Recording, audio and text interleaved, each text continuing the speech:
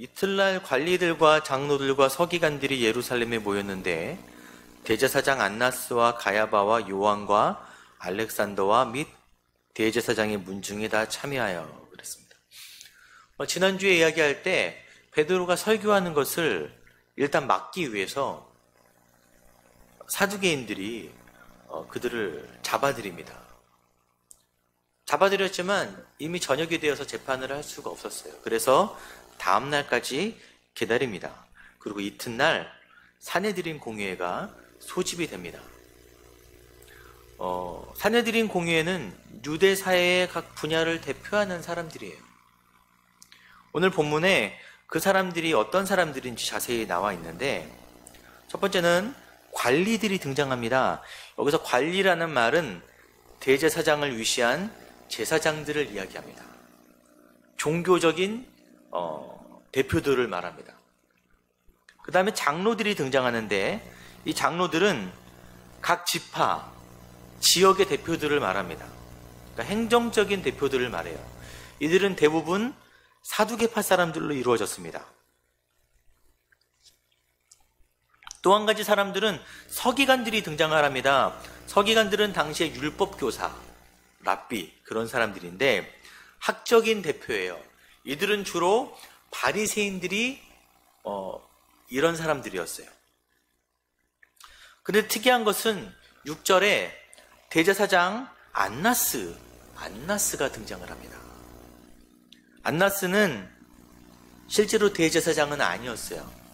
왜냐하면 그는 은퇴한 대제사장입니다. 당대의 대제사장은 가야바입니다.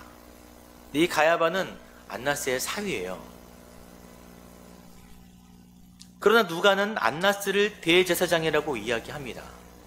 이는 가야바를 내세운 채 여전히 모든 종교적인 권력을 쥐고 있는 사람이 안나스였어요. 그는 그 권력을 놓지 않았습니다. 자신의 아들들과 손자인 마띠아스까지 차례로 대제사장으로 임명하고 뒤에서 모든 것을 장악하고 있던 사람이에요. 그런 그가 예수님을 죽게 한 주범이라는 것은 아주 자연스러운 것입니다. 왜냐하면 그는 자신의 권력을 놓을 수 없었기 때문입니다. 그에게 하나님보다 중요한 것이 있었어요. 대제사장임에도 불구하고 하나님보다 중요한 것은 자신의 권력이었어요. 또 한 가지 예수님이 특히 비난한 부류의 사람들이 있는데 바로 서기관들, 아까 말한 바리새인들입니다. 예수님이 이들을 왜 비난하셨냐면은 그들은 자신의 지식을 기반으로 교만하고 이기적인 사람들이었어요.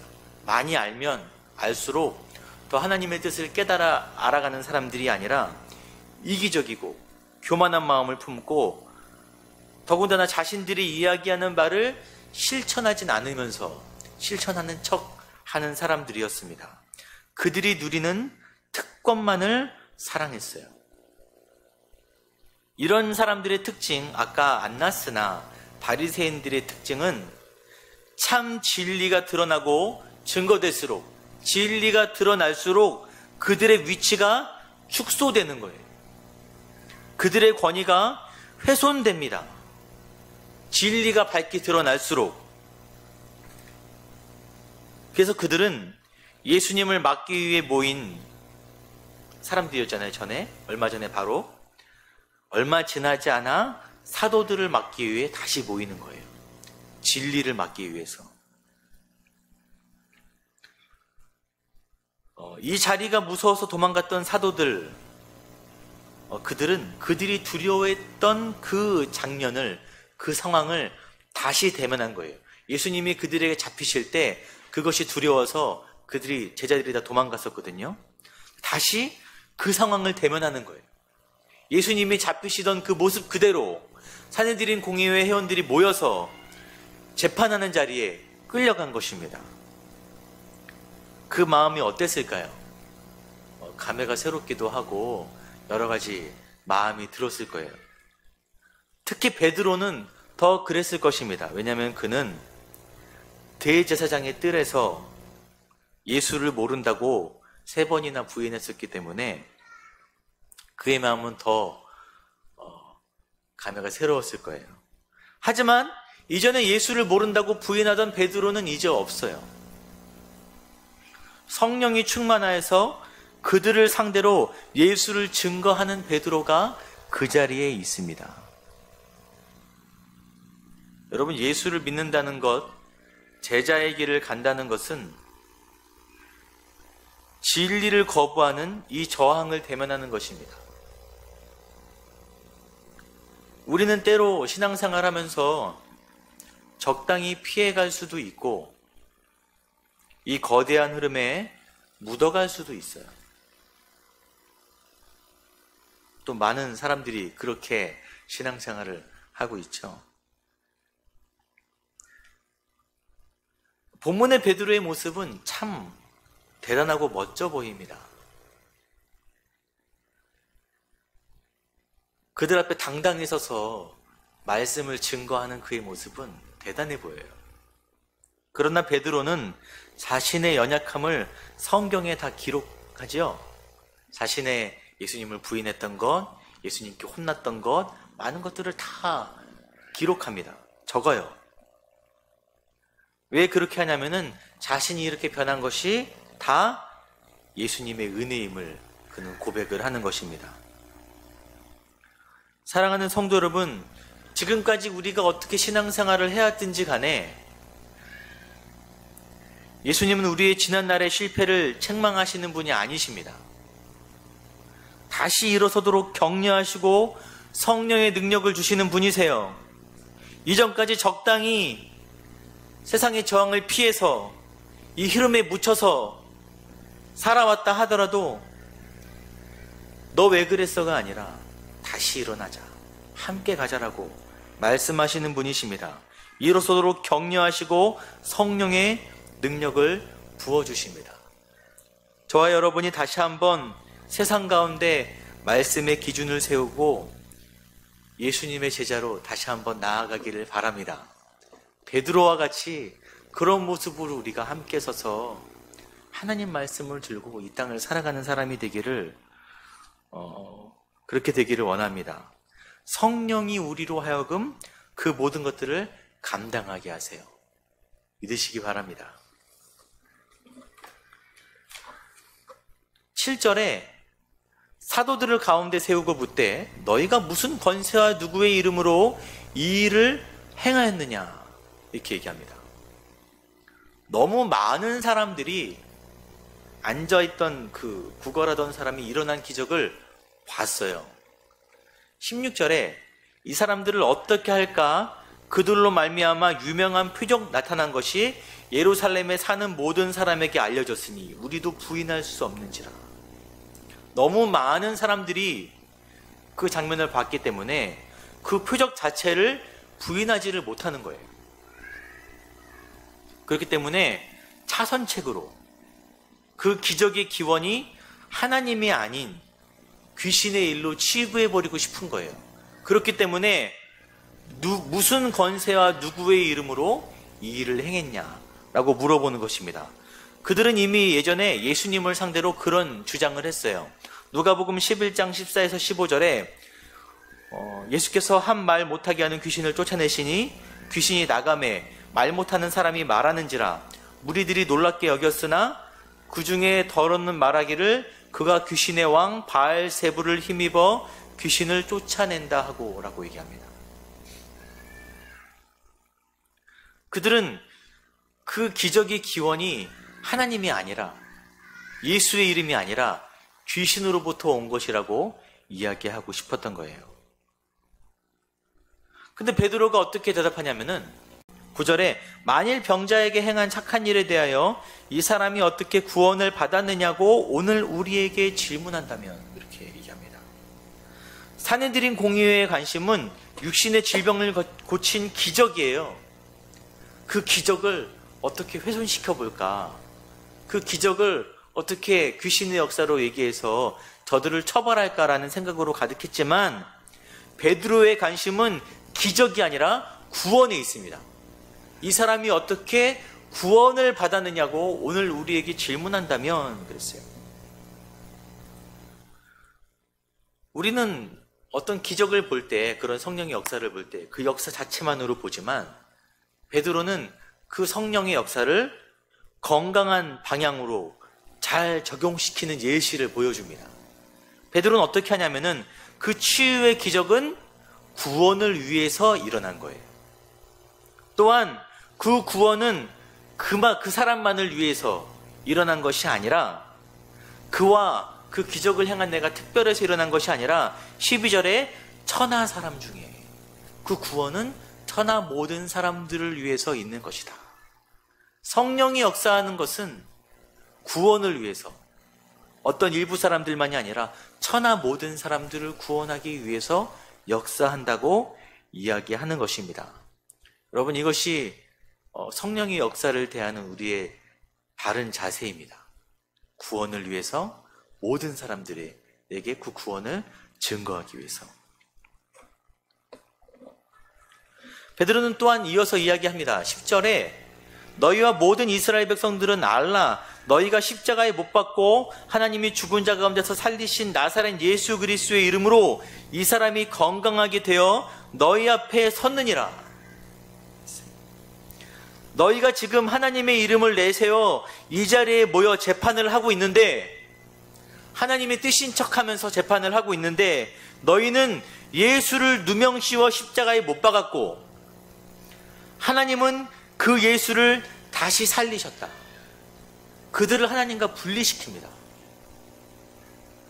이 생명의 진리는 사람들에게 증거되기 시작했다는 거예요. 너희는 이 일을 막을 수 없을 것이다. 너희가 아무리 막아도 이 진리가 증거되는 일을 절대 너희는 막을 수 없다 라고 이야기하는 것입니다. 예수님은 이 일을 이미 공생의 기간에 말씀하셨어요. 누가복음 20장 17절에 그들을 보시며 이르시되 그러면 기록된 바 건축자들의 버린 돌이 모퉁이의 머릿돌이 되었느니라 함이 어찌미냐. 오늘 본문에도 나와 있습니다. 그들이 죽인 예수가 구원을 가져오는 메시아로 하나님이 그를 살리시고 승천하셔서 하나님의 보좌 옆에 계시고 장차 이 땅에 다시 오실 예수 그리스도, 그 예수가 너희의 이 땅에 생명을 가져오는 메시아다라는 이야기를 오늘 베드로가 하고 있는 것입니다. 계속 보겠습니다. 13절에 그들이 베드로와 요한이 담대하게 말함을 보고 그들을 본래 학문 없는 범인으로 알았다가 이상히 여기며 또 전에 예수와 함께 있던 줄도 알고 또 병 나은 사람이 그들과 함께 서 있는 것을 보고 비난할 말이 없는지라 라고 합니다. 회의에서 잠깐 사도들을 내보내고 그들이 머리를 맞대고 회의를 해요. 어떻게 저들을 판결을 내릴까. 하지만 아무리 노력을 하고 머리를 쥐어싸도 방법을 찾지 못하는 거예요. 성령 충만한 베드로의 이야기에는 능력이 있었어요. 또한 그 베드로의 이야기는 실제로 나은 병자를 근거로 설득력이 있었습니다. 증거가 있었어요. 많은 이들이 목격했습니다. 그래서 이러지도 못하고 저러지도 못하는 사내들인 공의의 모습이 보이는 거예요. 처벌할 수도 없고 그냥 놓아줄 수도 없고. 그들을 대하는 베드로의 모습은 너무너무 당당합니다.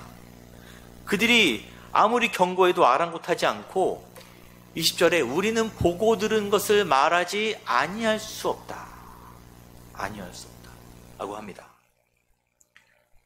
베드로가 이렇게 당당한 이유는 그가 기적을 행했기 때문이 아니에요. 많은 사람들이 지금 그를 지지하고 있기 때문도 아닙니다. 그가 당당한 이유는 그가 진리 위에 서 있기 때문이에요. 진리 위에 서 있기 때문에 당당합니다. 여러분, 이 시대 교회와 성도들에게 필요한 것이 바로 이 당당함이에요. 진리 위에 바르게 선 당당함. 여러분, 우리가 영적 전쟁이라는 말을 많이 사용하죠. 신앙생활하면서 영적 전쟁에 승리해야 됩니다. 에베소서 6장 12절에 우리의 씨름은 혈과 육을 상대하는 것이 아니요 통치자들과 권세들과 이 어둠의 세상 주관자들과 하늘에 있는 악의 영들을 상대함이라 라고 말합니다. 여러분, 싸움에서, 전쟁에서 승리하기 위한 아주 중요한 요소가 있어요. 그것이 뭐냐면은 명분입니다. 명분.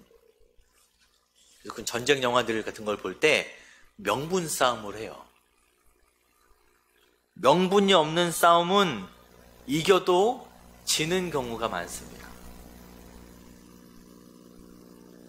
우리도 베드로처럼 세상에 맞서서 선한 싸움을 당당히 하고 싶은데 이상하게 부끄러워요.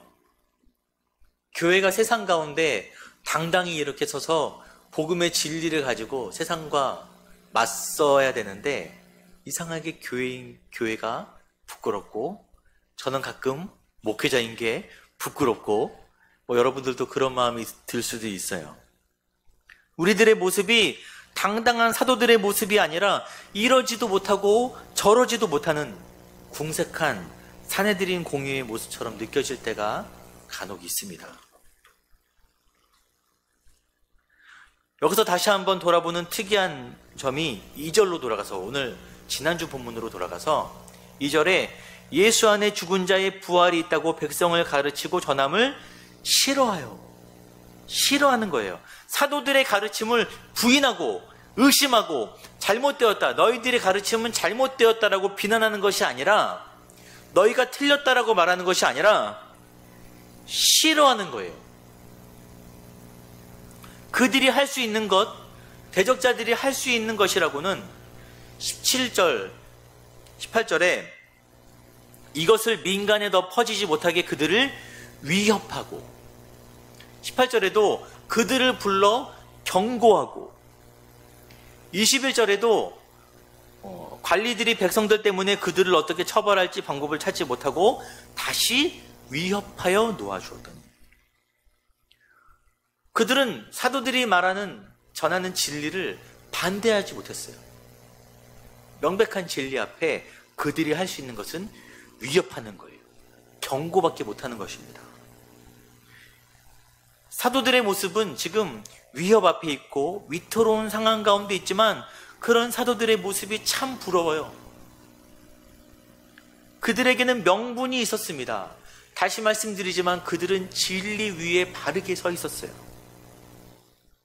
제가 지난주에 한번 말씀드렸는데, 여러분, 진리는 시대의 환영을 받지 못합니다. 진리는 세상의 미움을 당해요. 그러나 진리는 영혼을 구원하는 능력이 있습니다. 저와 여러분이, 저희 교회가, 이 땅에 있는 교회가 진리 위에 바로 선 교회들이 되길 바랍니다. 진리 위에 선 성도들이 되길 바라요. 당당하기를 바랍니다. 명분이 있기를 바랍니다. 세상이 비난하지 못하고 세상이 미워하는 교회가 되길 바랍니다. 세상이 미워하는, 두려워하는, 경고하는 성도들이 되기를 바랍니다. 오늘 본문의 사건은 교회가 부흥하는 것과 동시에 로마 유대인들의 박해를 당하는 전환점이 되는 사건이에요. 지금 이 시대에 이 땅에 있는 교회들에게도 이런 전환점이 필요합니다. 새롭게 예수를 믿는 자들이 별로 없는 시대예요. 수평이동이 많이 일어나고 믿는 다음 세대 자녀들이 교회 안에 점점 사라져가는 시대가 지금 시대입니다. 그런 시대가 전환점을 맞이하길 바랍니다. 다시금 예수를 믿는 자들이 늘어나기를 바랍니다. 교회가 영적인 역동성을 회복하기를 원합니다. 그러기 위해서는 바른 진리로 돌아가야 돼요. 말씀으로 돌아가야 됩니다.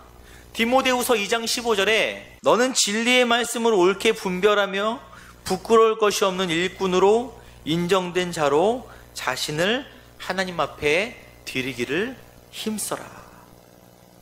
진리의 말씀을 옳게 분별하라 라고 이야기합니다. 사랑하는 성도 여러분, 좋은 교회에 좋은 목회자를 만나는 것은 성도의 복이라고 이야기합니다. 그러나 가장 중요한 것은 그 좋은 것을 분별하는 성도님들의 능력이에요. 어떤 교회가 좋고 어떤 목회자가 좋은지 바르게 분별하는 것이 너무너무 중요합니다. 저희 교회가 제가 좋다라고 말하는 건 아니에요. 저희도 아닐 수도 있으니까. 너무 혼란한 시대예요. 여러분, 덮어놓고 믿으면 안 됩니다. 덮어놓고 그냥 아멘하면 안 돼요. 말씀을 펼치시기를 바랍니다. 읽고 공부하셔야 돼요. 영적인 분별력이 있어야 합니다. 강단에서 증거되는 말씀이 옳은 말씀인지 그른 말씀인지 알 수 있는 능력이 있어야 돼요.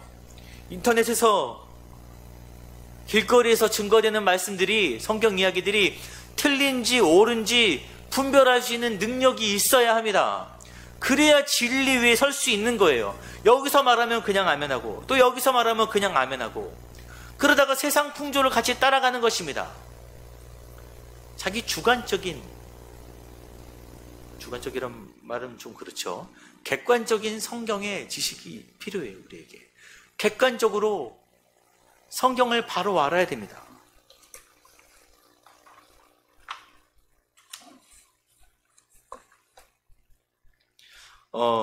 이제 협박을 당하고 풀려난 사도들이 겪은 일을 자신의 동료들, 교회 공동체에 전합니다. 그들이 듣고 한 마음으로 하나님께 소리를 높여 이르되. 그들이 듣고 한 마음으로. 여러분, 이 영적 전쟁은 특별한 몇몇 사람의 전쟁이 아니에요. 제가 항상 사도행전을 통해 강조하는 것이 지금의 싸움은 교회와 세상의 싸움입니다. 사단의 최대 관심사는 교회를 무너뜨리는 거예요. 예루살렘 교회 공동체는 한 마음을 가졌어요. 어떤 한 마음이죠? 사도들과 마찬가지로 그들도 진리 위에 한 마음으로 같이 서 있습니다. 이게 너무너무 중요합니다. 여러분, 나 혼자 잘 믿는다고 될까요? 개인의 생각, 개인의 신앙이 많이 부각되는 시대예요. 어떤 이들은 그것을 좀 더 잘난 것처럼, 더욱 세련된 것처럼 여기기도 합니다. 아까 말씀드렸듯이 그러나 지금은 교회 시대예요. 교회 시대. 가장 중요한 것은 하나님의 교회가 이 땅 가운데 바로 서는 것이 가장 중요합니다. 물론 나 혼자 잘하는 것이 세련돼 보일 수도 있지만 여러분, 촌스럽게 뭉쳐야 됩니다.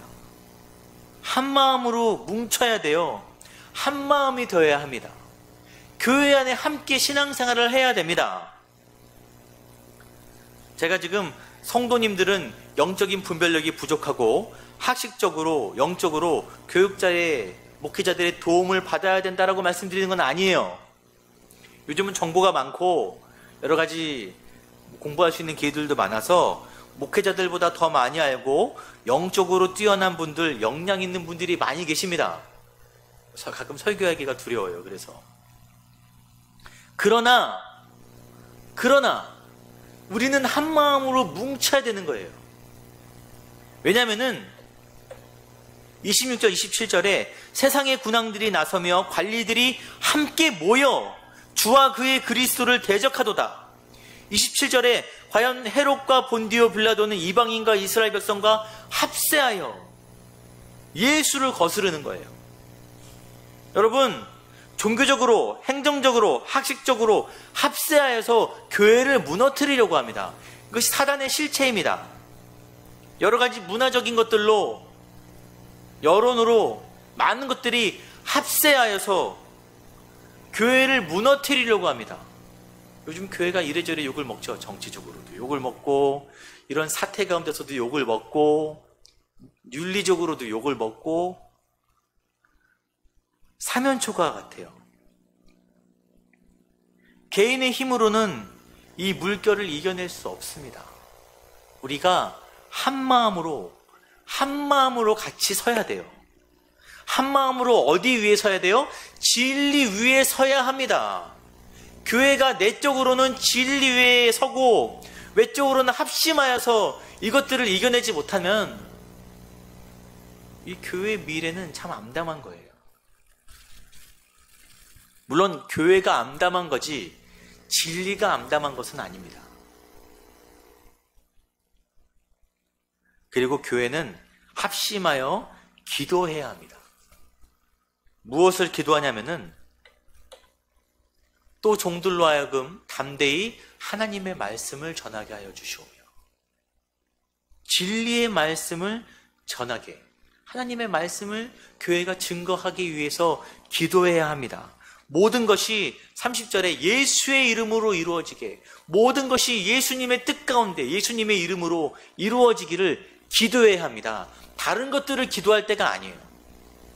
진리 위에 바로 서서 그 진리를 증거하고 모든 일을 예수님의 뜻대로 행하게 하여 주시옵소서. 그렇게 기도해야 하는 때가 바로 이때인 줄 믿으시기 바랍니다. 그래야 해서 저와 여러분이 우리 교회가 세상의 미움을 당하는 교회가 되기를 바랍니다. 진리의 명분이 있는 교회가 되길 바랍니다. 한 마음이 되어서 기도하는 저희 교회가 되기를, 그래서 오직 주의 진리만이 우리 성도들과 교회를 통해서 증거되는 역사가 일어나기를 간절히 소망합니다.